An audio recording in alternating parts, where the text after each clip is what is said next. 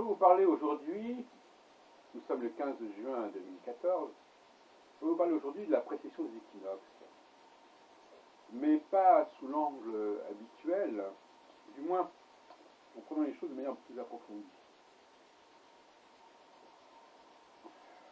On croit souvent que la question de la précession des équinoxes se limite au fait que l'on calcule le thème selon tel et tel paramètre, et que, au fond, la seule différence, c'est qu'il y a un décalage de 23-24 degrés qui s'appelle l'Ayanamsa.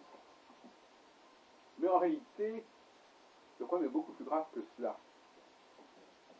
Et cette précision des équinoxes a eu des effets considérablement toxiques sur la structure du savoir astrologique.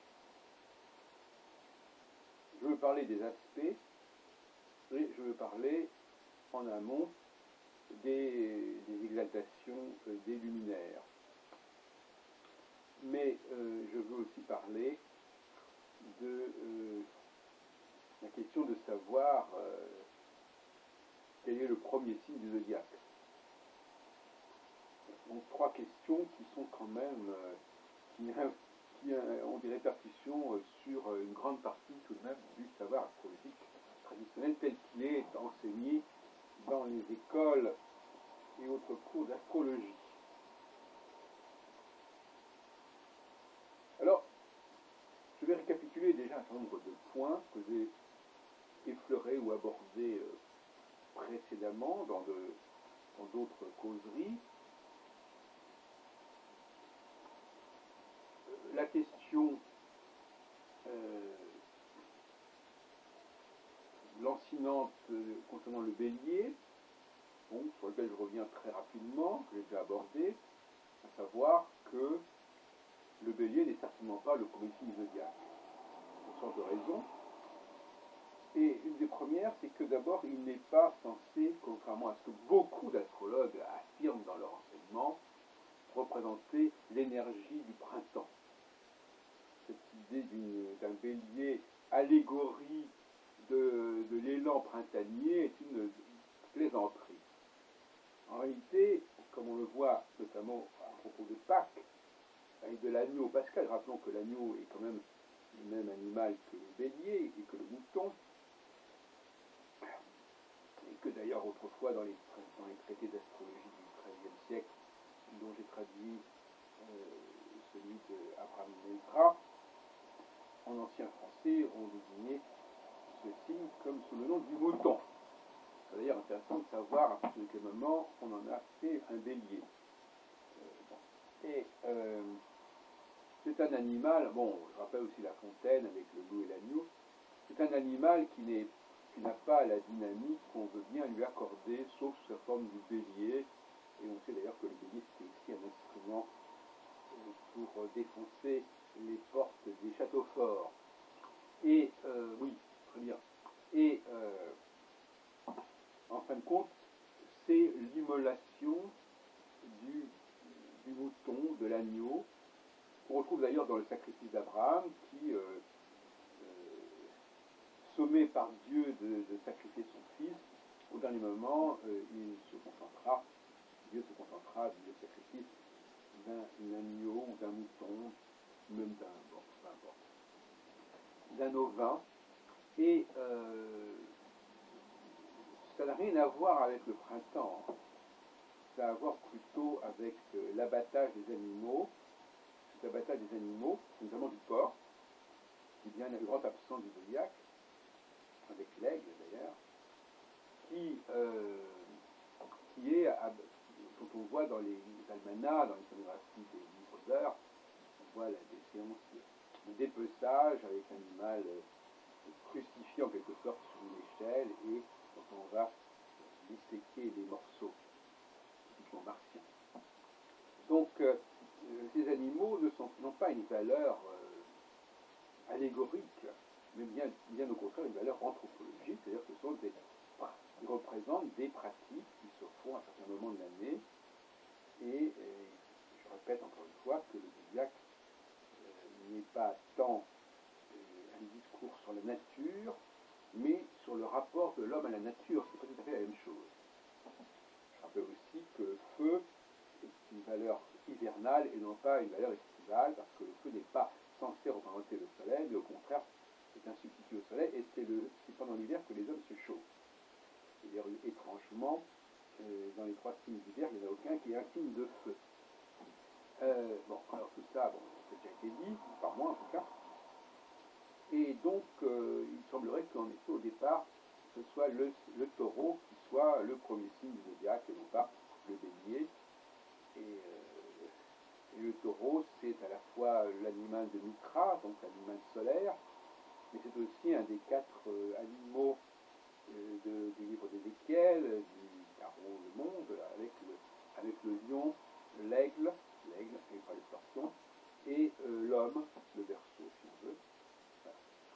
Donc, arrêtons d'entendre, comme j'ai encore entendu hier, à une journée ouverte pour la Koji, avec cet hymne au bélier incarnant le printemps. D'ailleurs, on ne peut pas mélanger tout. Le printemps est, à mon avis, sous la domination de Vénus, n'est-ce pas? Et l'automne sous la domination de Mars. Il n'y a pas Mars et Vénus au printemps et Mars et Vénus à l'automne. Ça pose d'ailleurs le problème du double domicile qui n'a été résolu qu'en partie, et on est encore une fois là dans une sorte de situation un peu à moitié, à mi-chemin, une cote mal taillée avec Mars qui a donné un de ses domiciles à Pluton, et Vénus qui a gardé ses 2 domiciles, et Mercure aussi qui a gardé leur domicile. Bon, tout ça est très confus, et on s'en accommode très bien, parce que les astrologues ne vont pas très trop la tête. Donc, du moment que ça fonctionne, du moment que ça sert à expliciter quelque chose, c'est bien suffisant. Et donc, nous avons effectivement le problème des exaltations du Soleil et de la Lune. Alors, très visiblement, c'est ce à quoi je vais arriver, très visiblement, nous avons eu une permutation du Soleil. Je l'ai déjà écrit déjà en 1976 dans C'est pour l'astrologie, donc il y a quand même 38 ans.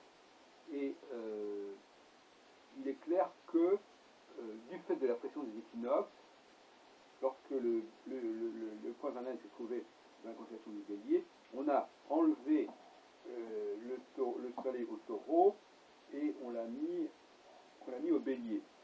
Et donc, par voie de conséquence, on a dû permuter aussi la Lune, ce qui fait que la Lune s'est trouvée au Taureau et non plus au Bélier.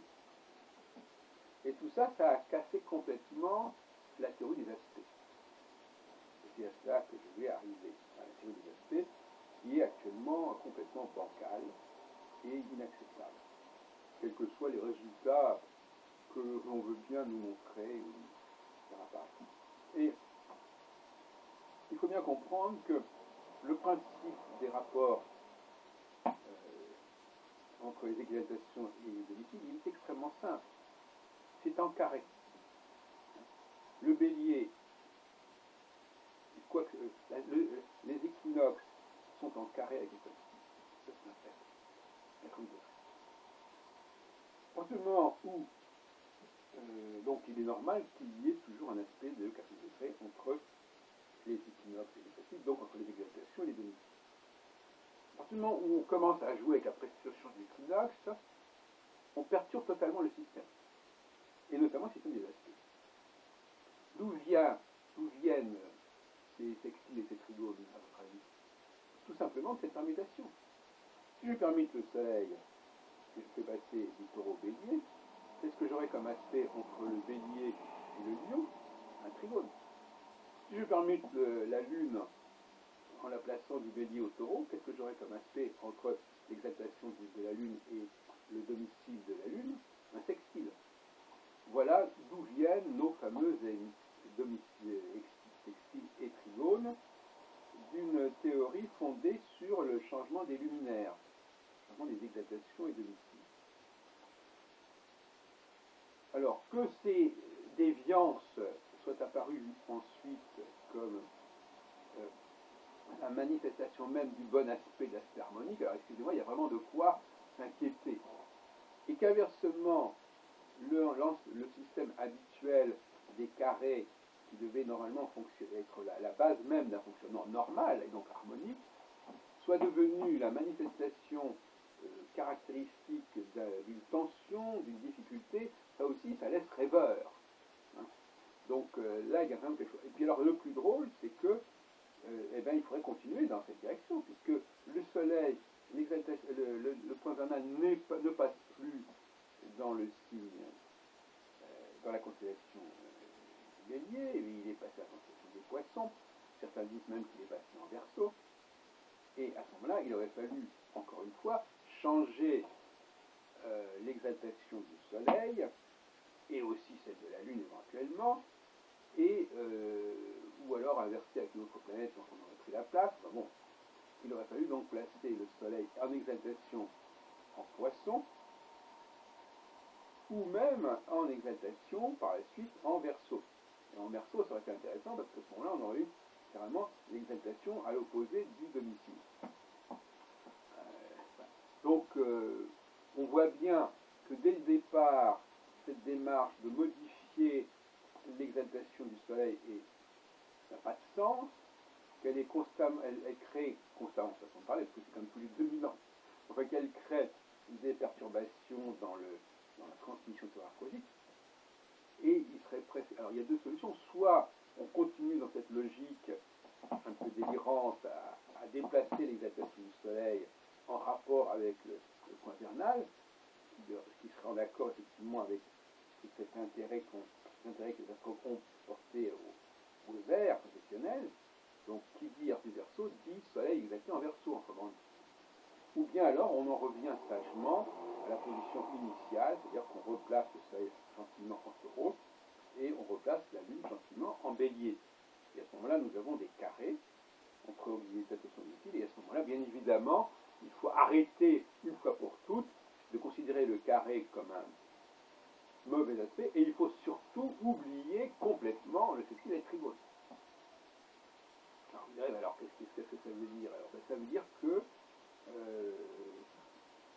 ça veut dire qu'il n'y a pas forcément de mauvais aspect en tant que tel. Il y a, mais on pourrait aussi en discuter, parce que moi aussi je peux dire que par exemple que l'aspect de 45 degrés est un aspect de tension. C'est un peu comme ça que je verrais. C'est-à-dire, c'est ce qu'on appelle le yin-yang en astrologie chinoise. C'est-à-dire que quand vous avez 80 degrés, eh bien, à mi-chemin des 80 degrés, vous avez une difficulté qui correspond dans le système de l'astrocyclone au changement de phase. Au sein d'une phase de 7 ans, il y a un changement assez brutal au bout de 3 ans et demi. Donc, effectivement, là, nous avons réellement matière à avoir un aspect de tension. Donc, je suggérerais de valoriser les aspects de 80 degrés, vous les considérez comme des bons aspects, qui remettent les choses dans une sorte de cyclicité normale, et un aspect de crise qui se situerait à 45 degrés, et qui correspondrait effectivement à cette espèce de dualité interne à une phase qui est toujours en tendance. De toute façon, d'une manière générale, c'est l'aspect difficile, c'est l'aspect de dualité. C'est-à-dire l'aspect qui va couper en deux la dynamique du système. Voilà donc comment je verrai l'évolution des choses. Bons aspects 80 degrés, mauvais aspects 45 degrés. Cela dit, mais j'en ai parlé déjà autrefois, cela dit, je pense que ces aspects doivent surtout servir au niveau prévisionnel, au niveau cyclique, et non pas dans l'étude du thème astral. Alors ça, c'est un problème aussi. Les aspects ne sont pas faits pour ça. Ils sont faits pour être une dynamique de cyclicité, de mouvement d'une planète vers une autre planète ou vers une autre étoile. Enfin bon, on peut discuter cette question-là. À ce propos, il est clair que si on se servait des étoiles fixes, on n'aurait pas ce problème de la précision des équinoxes. On dirait simplement, voilà, telle planète est conjointe ou à 45 degrés de telle étoile fixe, et puis voilà, terminé. On n'aurait pas d'ailleurs avoir besoin de se casser la tête, parce que le zodiaque c'est bien gentil, mais le zodiaque, il n'y a pas de, à moins de rester à 0 degré d'un signe ou à 15 degrés du signe à mi-parcours, on ne voit pas très bien où ça peut aller, et en plus ce sont des éléments fictifs, parce que le début d'un signe tropical, ça ne veut pas dire grand-chose. Ou d'ailleurs, au niveau des constellations, parce que les constellations, on ne sait pas très bien quel est le début d'une constellation, donc on ne sait pas très bien quel est le début d'une constellation, on ne sait pas, on ne voit pas très bien, on ne visualise pas le début d'un signe, donc qu'est-ce qui reste? Il reste simplement les étoiles fixes royales. Les étoiles fixes royales qui étaient certainement au départ les points angulaires du système. Et c'est ce que j'ai voulu faire. J'ai dit, rétablissons les étoiles fixes royales et considérons le début d'un cycle comme correspondant à la conjonction d'une planète avec une de ces 4 étoiles. Voilà. Et à ce moment-là, on n'a pas la présence d'équinoxe, on n'a pas cette affaire des exaltations des luminaires qui ont contaminé l'ensemble du système. Voilà ce que je voulais vous dire.